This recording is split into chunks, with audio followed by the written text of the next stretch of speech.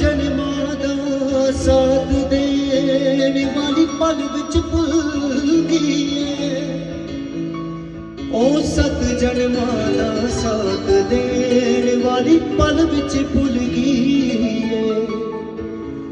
होर किसे दे रंगां दे विच रंगी लगदियां पता नहीं क्यों।